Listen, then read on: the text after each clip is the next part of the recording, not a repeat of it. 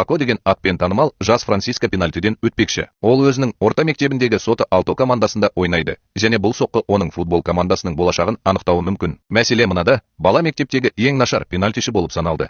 Сондықтан ол пасати деген лақап атқа ие болды. Осыған қарамастан, Пако соққыға дайындалып жатыр, және төреші белгі берген бойда допты бар күшімен ұрады. Бала бірнеше күн бұрын мектепке бара жатқан еді. Онда ол достарымен кездесті. Олардан басқа, Пако команданың ең жақсы ойыншысы Тониді кездестірді. Оны барлығы болашағы зор испан футболшысы деп санайды. Сабақтан кейін топ мектеп алаңына барады. Онда оларды Филиппе мен Алисияның жаттықтырушы дуэті жаттықтырады. Оқушылар бұл екеуі бірге қалады деп үміттенеді. Бірақ Алисия күштірек және шабуыл стратегияларына көбірек көңіл бөлсе, Филиппе сабырлы және қорғанысқа көбірек көңіл бөлуді жөн көреді. Бұл жолы екеуі жаңа ойыншы Хеленаны таныстырады. Ол допты жонглерлік ету және айып алаңының сыртынан гол соғу арқылы өзінің талантын көрсетеді. Бүкіл сынып қызға, әсіресе Хеленаның көршісі Пакоға қатты әсер етеді және оған жасырын түрде ғашық болады. Жаттығудан кейін ол Хеленамен сөйлесуге мүмкіндік алады және олар үйге бірге қайтады. Әңгіме барысында Пако қызды футбол шеберлігі үшін мақтайды. Ал ол оның құмарлығы әкесінен қалған деп жауап береді. Хелена сонымен қатар Паконың талантты екенін айтады. Бірақ бала оны жақсарту керек деп санайды. Әсіресе пенальтиді орындауда. Оның айтуынша, олар тіпті оның жіберіп алған соққыларының видеосын түсіріп алған. Ол қазірдің өзінде YouTube сайтында 100-ден астам қаралым жинаған. Соған қарамастан, Хелена оған үмітін үзбеуге және жаттығуды жалғастыруға кеңес береді. Өйткені ол жақын арада командаға гол соға алады. Бұл Паконы одан сайын жігерлендіреді және ол отбасына жаттығу және алаңдағы жаңа ойыншы команда туралы айтып бергісі келіп, үйге кіреді. Өкінішке орай, бала және қаладағы полиция қызметкері Эмилио жағымсыз жаңалық әкелді. Ол жаңа ғана оралды. Мектеп жиналысы және жасөспірімдер футбол командасының ойыны тоқтатылды. Бұл шешімді мектеп директоры Лаура, Анитаның анасы қабылдады. Өйткені Соты Алто командасы бірнеше рет жеңіліске ұшырады. Осы себепті ол футболды көркем нәрсемен алмастырғанды жөн көреді және музыкалық презентациялар өткізу үшін студенттер хорын құруды ұсынды. Пако бұл жаңалықты мүлде ұнатпайды. Оның анасы Хуана да футболды жақсы көреді. Осыған қарамастан, шешім қазірдің өзінде қабылданды және Соты Алто командасы спорт мектеп бағдарламасынан бір жола шығарылғанға дейін тағы бірнеше ойын өткізеді. Келесі күні таңертең Пако және оның достары тағы бір ойын ойнауға кетті. Бірақ олар екінші таймға дейін барады. Нөлге байланған Соты Алто командасы шабуыл жасауға тырысады. Пако пас алып, қарсылас алаңына қарай жүгіреді. Алайда төреші кенет жерге құлап, барлығы не болғанын көруге барады. Ал жасөспірімдер командасының жаттықтырушысы Джейсон бұл адам ұйықтап жатыр. Ал төреші кенет жерге құлап жатыр дейді. Студенттер оны оятуға тырысады. Бірақ уақытты босқа өткізбеу үшін жастар футбол лигасының президенті Геронимо жаңа төрешіні шақырады. Бірнеше минуттан кейін алаңға химия факультетінің студенті және төрешінің орнын басатын Гардило шығып, барлығына матчты қайта бастауды бұйырады. Пако ашуланып, допқа иелік еткенін айтады. Бірақ Гардило өз шешімінде қалады және доп алаңның ортасына жіберіледі. Матча ақыры жалғасуда Хелена пас алып, допты қақпаға жібермекші болды. Алайда ол айып алаңындағы ережелерді бұзады және бәрі пенальти тағайындауды талап етсе де, Гардило оны елемей, ойынды жалғастыруды бұйырады. Осыған байланысты қарсылас команда Соты Алтоның қорғалмаған аймағын пайдаланып гол соғады. Бұл қателікке қарамастан, команда бас тартқысы келмейді және ойынның соңғы 2 минутында есепті теңестіруге тырысады. Дегенмен, Гардило ойынның аяқталғанын көп ойланбастан жариялайды. Тіпті Пако мен оның достарының наразылығына қарамастан, ол Соты Алто командасының жеңілгенін хабарлайды. Ойыннан кейін Пако нәтижеге әлі де ашулы және Хелена мен Тонидің бірге кетіп бара жатқанын көргенде жағдай одан сайын нашарлай түседі. Бала оларды аңдып, ағашқа өрмелеуді шешеді, бірақ ол оның салмағын көтере алмайды. Ал Пако тікелей жерге құлап, бетін жарақаттайды. Содан кейін ол анасының қайырымдылық дүкеніне барып, болған оқиғаның сылтауын айтады. Ал Вана алған жарақаттарын тез арада емдейді. Алайда Мирамар дүкенге Ванамен сөйлесу үшін келеді. Ал екеуі дүкеннен шыққан бойда ол оған қамауға алу туралы, сот отырысы туралы айтып береді. Пако әңгімеге қызығушылық танытып, қашықтан басқару пульті мен телефонын алып, бәрін есту үшін жасырып қойды. Содан кейін ол Хеленнің әкесі, егер мектеп командасы таратылса, қызының толық қамқорлығына алынуы мүмкін екенін біледі. Мұны білген Пако үйіне асығады да құрбысын анасына қалдыру жоспарын ойластырады. Осы уақытта оның үлкен ағасы Виктор Еленадан Пакомен қараусыз қалған үйде кездесуге келіскені туралы хабарды көреді. Ол екеуі кездесуге келіседі деп сенеді. Бірақ Пако олай емес екенін айтып, ешкімге айтпауын өтінеді. Алайда Виктор егер Пако қызға деген сүйіспеншілігін мойындайтын видео түсірсе ғана мұны құпия сақтайтынын айтады. Басқа амалы қалмай, бала бұл талапты орындап, жазба жасағаннан кейін жасырын түрде қараусыз қалған үйге шегінеді. Ол жерде болғаннан кейін бұл романтикалық кездесу емес, соты Алто командасын құтқарудың жолын табу үшін басқа ойыншылармен кездесу екенін түсінеді. Содан кейін Хелена топтың өзін арнауы және ұйымшыл болу керек екенін айтады. Өйткені сонда ғана олар осы сәтсіздіктерге байланысты бұл жерден шыға алады. Ол сондай ақ команданың атын өзгертуді ұсынады және дауыс бергеннен кейін барлығы өздерін футболшы деп атауға шешім қабылдайды. Осылайша команда алаңдағы агрессивтілігімен танымал Истиосқа қарсы өтетін келесі матчқа дайындалады. Ойын күні командалар алаңға шығады және матч бастала салысымен Истиос футболшыға тепкілеу, лақтыру және тепкілеу арқылы шабуыл жасау арқылы алдай бастайды. Жағдай тек нашарлай түседі. Өйткені алдыңғы ойындағыдай төреші алаңның ортасында гипнозға түскендей тербеле бастайды. Содан кейін ол алаңның ортасына түседі. Дәл сол кезде Пако қарсылас аймақта ереже бұзған кезде Геронимо тағы да Гвардиоланы матчты басқаруға шақырады. Ал төреші келген бойда Пако оған жасаған қателігі туралы хабарлайды. Бірақ ол ойынды тоқтатуды бұйырады. Әрі қарай жүре бер. Бала дауласуға тырысады. Бірақ Гвардиола оған сары қағазды дәл осылай көрсетеді. Мұны көргенде Филиппе мен Алисия ашуланып, жындыға қарсы тұруға тырысады. Бірақ ол қызыл қағазды алып, оларды алаңнан шығарып жібереді. Футболшылар жаттықтырушыларынсыз қолдан келгеннің бәрін жасайды. Бірақ Истиос қауіпті ойын өткізіп, бұрыштама соғады. Пако және оның достары қақпаны қорғау үшін қолдан келгеннің бәрін жасайды. Бірақ қарсылас ойыншылар лас ойнайды және оларды қозғалтуға мүмкіндік бермей ұстап алады. Осының арқасында Истиос шабуылшысы айып, добын соғып, гол соғады. Бұл футболшының тағы бір жеңілісіне әкеледі. Бұл жеткіліксіз сияқты. Олар алаңнан шыққан бойда Филиппе мен Алисия келесі ойыннан шеттетілгендерін хабарлады. Олар ауыстыратын біреуді табуы керек, сондықтан Вана команданың жаттықтырушысы болуды ұсынады. Енді бұл мәселе шешілгендіктен ойындар кезінде төрешілермен не болатынын көру керек. Пако біреу ойындарға саботаж жасап жатыр және мектеп директоры Лаураның қатысы болуы мүмкін деп күдіктене бастайды. Содан кейін ол қараусыз қалған үйде командамен тағы бір кездесуді шақырып, әрі қарай тергеу жоспарын жасайды. Топ келіседі және бірінші қадам, бірінші ойын алдында біреудің мектепке кіріп кеткенін анықтау. Содан кейін олар Раду есімді тазалаушының бөлмесіне барып, одан мектепте қандай да бір оғаш әрекетті көрмегенін сұрайды. Раду көмектесуден бас тартады. Бірақ Хелена оған футбол командасы өнер көрсетпесе, сот жабылып, жұмысынан айырылатынын ескертеді. Мұны естіген Раду бірінші ойынға бірнеше минут қалғанда біреудің мектепке жасырын кіріп кеткенін, бірақ оның кім екенін анықтай алмағанын айтады. Тони оларға ұялы телефонында ойын кезінде ауырып қалған төрешілер туралы жаңалықтарды көрсетпейінше, топ оның артында кім тұрғанын әлі білмейді. Олардың бірі есін жиып үлгерді және оның алдында біртүрлі бейнелерді көргенін, содан кейін қатты ұйықтап жатқанын айтты. Екінші төреші ауруханада бақылауда қалады. Ал футболшылар қосымша ақпарат жинау үшін сол жерге баруды шешті. Ауруханаға келген соң, Камуэс өзін науқастың баласы ретінде көрсетіп, медбикенің назарын аударады. Ал оның достары палатаға кіреді. Ол жерде олар судьяның оянғанын біледі. Бірақ ол галлюцинацияны жалғастыра береді және оның алдында жануарлардың үлкен тұлыптарын көреді. Кенет балалар аяқ дыбысын естіп, шкафта тығылып жатыр. Бөлмеде дәрігер пайда болды. Алайда олар көп ұзамай оның бетперде киген Шакон екенін түсінеді.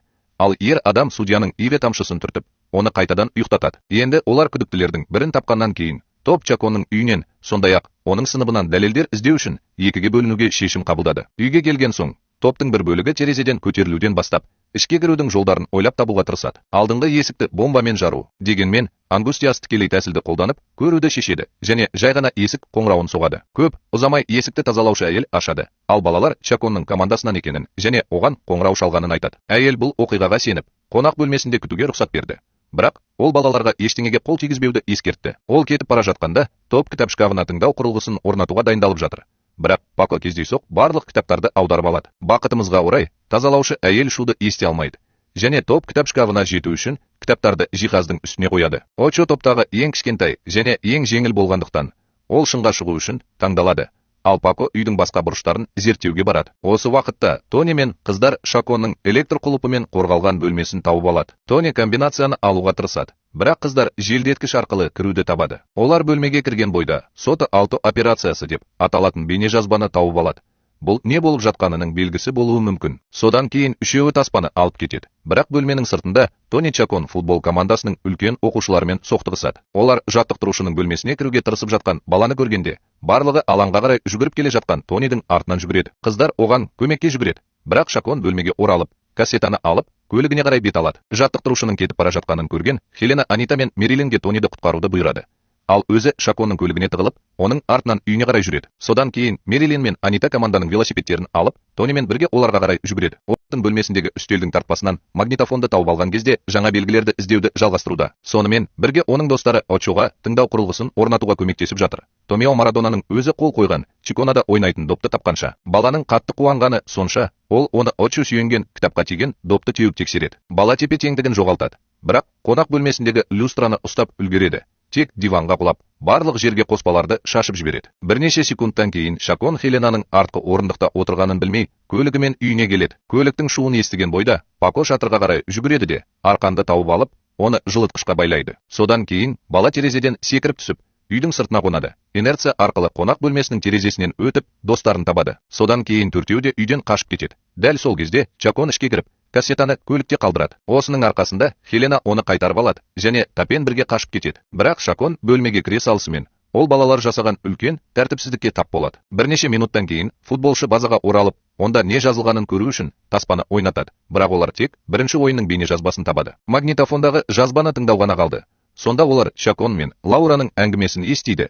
Бұл екеуінің мектеп командасына саботаж жасамақ болғаны анық. Күдіктерін растағаннан кейін топ бұл туралы Анитамен талқылайды. Бірақ қыз анасының қатысы бар екенін білмейтінін айтып, ренжіп кетіп қалады. Бұл жағдайды одан сайын қиындатады. Және үйге келгенде Пако ұйықтай алмай, оны алып кету үшін базаға оралуды шешеді. Жазбаны тағы бір рет қараңыз. Ол жерге жеткенде, ол да ұйықтай алмайтын Еленаны тауып алады және олар жазбаны бірге көреді. Бір кезде олар Гардилоның алаңнан тыс жерде екенін байқайды. Бұл оның ойында төрешіні алмастыратынын бұрыннан білетінін көрсетеді. Бұл тек күдікті күшейтеді. Ал Гарило топтың жаңа тергеу объектісіне айналады. Келесі күні таңертең футболшылар университетке келіп, Гарилоның зертханада ұйықтататын дәрі жасау үшін формулалары бар кітапты пайдаланып эксперименттер жасап жатқанын көреді. Оның да қастандыққа қатысы бар екеніне күмәнданбай, топ оның колледжден кетуін күтіп, оның артынан велосипедпен келе жатқанын көріп, оның да қастандыққа қатысы бар екеніне еш күмән келтірместен, ол мұны байқады. Осыған қарамастан, Гардило мотоциклімен жарысып, топты артта қалдырды. Бақытымызға орай, Томео өзімен бірге өзі жасаған дронды алып келіп, оны жігіттің артынан қуып жіберді. Құрылғыға орнатылған камераның арқасында ол Гардилоның көліктің алдына тоқтап, химиялық формуласын берген кездегі барлық қимылдарын көре алады. Ұлдар көліктегі адамды анықтай алмаса да, Пако ата-анасымен осы уақытқа дейін тапқан барлық нәрселері туралы сөйлесуді шешеді. Алайда, ол үйге келгенде, оның үйіндегі бұзақылық туралы бұрыннан білетін және онымен сөйлесуге келген Шаконды Паконың ата-анасына қарсы қояды. Бала Шакон директор Лаураға мектептің футбол командасын жабуға көмектесіп жатқанын айтып, өзін қорғауға тырысады. Ол сондай ақ жаттықтырушының қатысы бар екендігі туралы дәлелдер жинағанын айтады. Бірақ Хуана ұлын жазалайды және Шаконды жағдайды шешетініне сендіреді. Жаттықтырушы кеткен бойда Эмилио ұлымен сөйлесуге барады және оны осы келеңсіздіктердің барлығына себепкер болғаны үшін ұрысады. Осыған қарамастан, ол баланың тапқанына сенеді және тергеуді жалғастыруға уәде береді. Ал Пако мен оның достары келесі ойында жеңіске жетуге көңіл бөлуі керек. Бала әкесіне көрсеткен көмегі үшін алғысын білдіреді және келесі күні ол келесі ойында футболшымен кездеседі. Бұл жолы олар қаладағы ең жақсы командалардың бірі Санто Анхельмен кездеседі және олар киім ауыстыратын бөлмеге келгенде Филиппе, Алисия және Хуана пайда болады. Бұл оларды бар күш-жігерін салуға ынталандырады. Ақыры матч сәті келді. Күтпеген жерден Хеленаның әкесі қызының ойынын көруге дайын болды. Одан басқа, ойыншылардың отбасылары Сота Алто студенттерін қол шапалақтай бастады. Өйткені олар команданы құтқару әрекеттері туралы бұрыннан естіген. Екі команда да алаңға шыққанда төреші ойынды бастағалы жатыр. Бірақ Пако орындықта қалуды шешті. Ойын бастала салысымен бала төрешілер бөлмесіне жүгіріп кіріп, енді ешкім ойынды бұзуға тырыспайтынына көз жеткізеді. Ол жерде болғаннан кейін, ол Радудың бөлмесіне тығылып, Гардило жасаған ұйықтататын таблеткасы бар бөтелке суды көтеріп бара жатқан адамды көреді. Алайда, ол ештеңе істей алмай тұрып, ер адам оны бөлмеге қамап, бөтелкені судьяның бөлмесіне қалдырады. Алаңға оралғанда футболшылар барын салады. Бірақ шабуылда Санто Ангелдің шабуылшысы допты қақпаға жібереді. Доп штангаға соғылады. Бірақ секіргеннен кейін ойыншы қайтадан соққы береді. Коммунаға мүмкіндік қалдырмайды және матчтағы бірінші голды жіберіп алады. Осы ойыннан кейін бірінші тайм аяқталып, футболшы киім ауыстыратын бөлмеге оралады. Бірақ Хелена Паконың жоқ екенін түсінеді. Содан кейін олар Радудың бөлмесінде қамалған баланың айқайын естиді. Ал Ангустиус оны тепкілеп ашуға тырысады. Бірақ бала оның аяғы ауырады. Бұл үмітсіз. Раду пайда болып, не болғанын сұрамайынша, топ бөлмені қалай ашу керектігін білмейді. Содан кейін топ одан Паконы босатуға көмектесуін сұрайды. Бірақ тазалаушы оның кілтін таба алмайды. Осыған қарамастан, Раду басқа әдісті қолданады және өзінің күшін пайдаланып, есікті еш қиындықсыз бұзады. Пако ақыры бостандыққа шығып, біреу судьяның бөлмесінде ұйықтататын дәрі құтысын қалдырғанын айтады. Топ сол жерге асығады. Бірақ тым кеш, олар тек бос бөтелкені тауып алады. Олар қорыққандай, төреші оны үзіліс кезінде ішіп алған, ал алаңға оралған бойда ол галлюцинацияға ұшырап, ес-түссіз жерге құлап түседі. Бірнеше секундтан кейін Гвардиола қосалқы төреші ретінде пайда болып, футболшылар командасына тағы да зиян келтіруге дайын. Ең сорақысы, Ангустиас жарақат алды, бірақ Хуана Пакоға қоңырау шалып, оны ойында ауыстыруын сұрайды. Бала алаңға шығады және барлық қолайсыздықтарға қарамастан, Пако мен оның достары соңына дейін ойнауды шешеді. Екінші тайм басталып, Хелена Мерилинге пас береді. Ол допты қақпаға жібереді, бірақ қарсылас аймақта ереже бұзады. Айналадағылардың бәрі пенальти тағайындауды талап етеді. Бірақ төреші бұл қақпаға соққы болғанын айтып, Санто Анхельдің қақпашысына соққыны тойтаруға рұқсат берді. Наразылығын тудырады. Ол төрешіні қарғай бастайды және Гвардиоладан қызыл қағаз алады. Әйел ашуланып, жігітті ұрамын деп қорқытады. Бірақ Филиппе мен Алисия одан да жаман нәрсе болғанша, оны киім ауыстыратын бөлмеде ұстайды. Көп ұзамай Геронимо пайда болып, оларға алаңда жаттықтырушы болмаса, ойын тоқтатылатынын және жеңімпаз Санто Анхель болатынын айтады. Содан кейін Филиппе бұл адаммен дауласады, бірақ Алисияның ойы бар және ол Хуананың орнын басатын біреуді білетінін айтады. Барлығын таң қалдырғаны, ол мектеп директоры Лаураны шақырады. Ол көмектесуден бас тартады. Өйткені ол мектеп хорын құру жоспарын жалғастырғысы келеді. Алайда Анита анасымен бетпе-бет келіп, егер ол көмектеспесе, барлығына Лаура мен Шаконның кездесіп жүргенін айтатынын айтты. Мұны құпия ұстағысы келіп, директор келіседі де, ойын қайта басталады. Бірақ Камил оны ауыстыруды сұрайды. Өйткені ол да ойын кезінде жарақат алған. Қақпашы болмаса, Лаураның футболшының қақпасын қорғау үшін өз қызын таңдаудан басқа амалы жоқ. Қыз келіседі. Ал Санто Анхельдің шабуылында Анита допты қорғай алады. Бұл Лаураны қызымен мақтан тұтады, және ол бұл туралы бірінші рет толқып тұр. Футбол. Осы ойыннан кейін футболшы допты қайтарып алады. Ал Тони Хеленаға пас береді.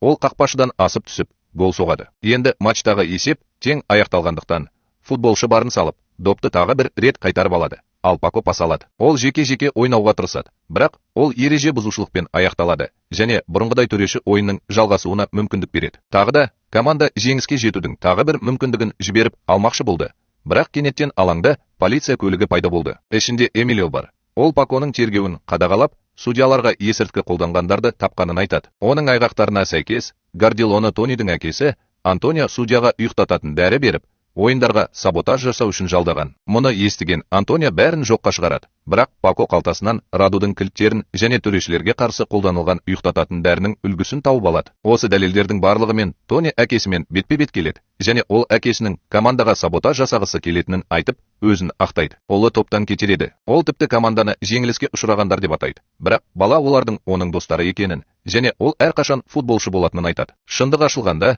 Гвардиола матчтан шеттетіледі. Бірақ төрешсіз ойын тоқтатылады. Алайда Геронимо өзінің президент қана емес, төреші екенін айтып, матчты жалғастыруды ұсынады. Сонымен қатар, ол ойын ережелерін сақтайды және Пако қақпасына пенальтиді орындауға рұқсат береді. Содан кейін Тони соққыға жығылады. Бірақ оны қабылдаудың орнына допты Пакоға береді.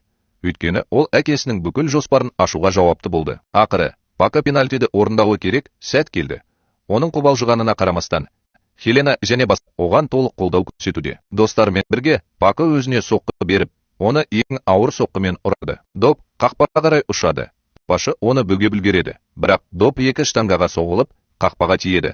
Ал Пако жеңіс ұпайын жинайды. Ақырында футболшы ойында жеңіске жетеді, және барлығы Пакомен бірге жеңісті тойлауға жүгіреді. Тіпті Филиппе де жеңіске қуанып, көңіл күйін жинап, бұл қимылға таңғалған Алисияны сүйеді.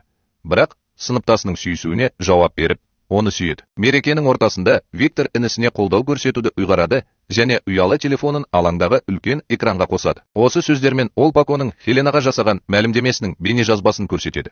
Бұл оның батылдығына, әсіресе қызға барлығын таңғалдырады. Тағы бір күн өтіп, газет ұйықтататын дәрімен уланған судьяларға қатысты тергеу жүргізілгенін хабарлайды. Жаза ретінде Антонио мен Гвардиола кем дегенде 10.000 сағат қоғамдық жұмыстарға тартылды. Осыдан кейін Пако бөлмесіне барып, Еленадан хабарлама алады. Ол оны футбол базасына шақырады. Бала бұл команданың кездесуі деп ойлап, сол жерге барады. Бірақ оның бейне хабарламасына өте риза болғанын айтқан қызды жалғыз өзі ұстап алады. Ол бұл қимылға сүйіспеншілікпен жауап береді. Және олар шындықты табу және футбол командасын құтқару миссиясын орындап, бірге кетеді. Бұл фильм туралы не ойлайсыз? Оны төмендегі түсініктемелерде қалдырыңыз. Ал егер сізге видео ұнаса, лайк басып, басқа фильм шоуларына жазылыңыз. Келесі кездескенше.